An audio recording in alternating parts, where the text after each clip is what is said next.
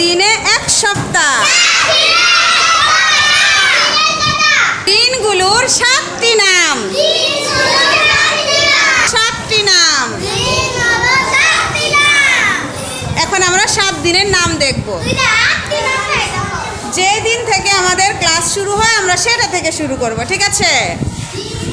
রবিবার, সোমবার,